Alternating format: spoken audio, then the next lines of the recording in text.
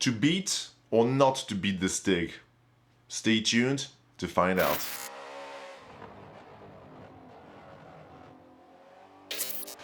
Welcome back everybody to the racing line, and before we start I just want to say a big thank you to everybody who follows the channel, who is subscribed and likes the videos and share them. It means a whole lot. So if you want to support the channel, click all the buttons. You know how it works. You can also buy us a cup of coffee. There is a link in the description.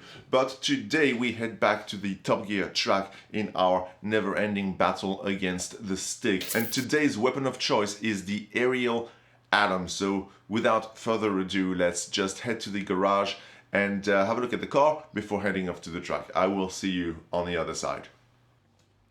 And here it is, the 2008 Ariel Atom 500, which is essentially a piece of scaffolding fitted with a 3-liter 500 brake horsepower V8. And with a curb weight of just over 500 kilos, the result is a car that has over 900 horsepower per ton power to weight ratio, which is almost twice that of a Bugatti Veyron. Maybe you've flocked of it. Heard of it. Maybe you've heard of it. I have to say, however, that I am not particularly a big fan of the design. It looks more kit-bashed than actually designed to my eyes, but hey, you can't really argue with a 0 to 60 in 2.3 seconds, can you? Alright, enough about the specs. It is now time to head to the Top Gear track and once again pass the microphone on to my very, very good friend, Jeremy Clarkson. Take it from there, Jeremy. And he's off, firing up the straight like a microbe. The Atom's 3-litre V8 is actually 2 motorbike engines stuck together. Here he comes, powering it into the first corner. Will it understeer? No, it will not. Not with the tails coming out. STIG playing the wheel like a saxophone there. Chicago. Now there is some understeer, but he sorted it out with a boot full of power. Coming up into Hammerhead. This really will show up its chassis flaws if there are any. Yeah, look, he's watching the speed, but again, he's got it all sorted out like a Japanese lunatic. Look at him. If new STIG keeps growing at this rate, he'll be 100 feet tall by Easter. Follow through. Really getting the hammer down now. Was he actually having to put opposite lock on there? I think he was. STIG, though, not phased even slightly more. Tail kicking out there. Second to last corner. Beautifully handled, and Gambon sliding it through and across the line. Now.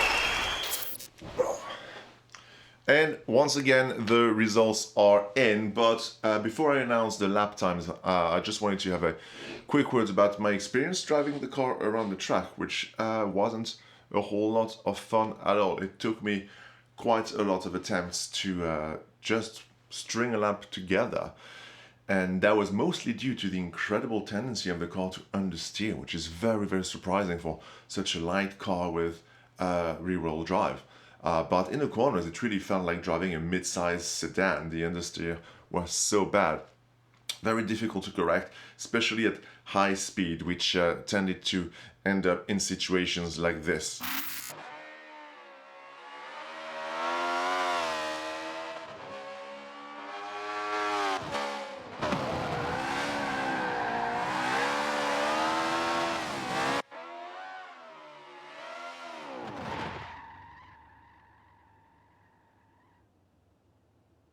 "2,000 years later."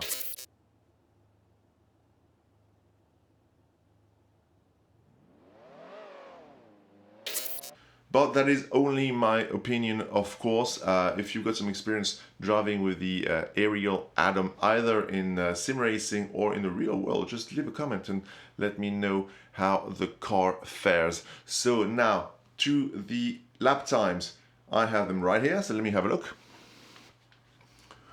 So my understanding is that when the STIG drove the Atom around the Top Gear track, at the time it was the fastest production car to complete a lap, and he did it in 1 minute 15 seconds 0.1, which is a pretty fast time indeed.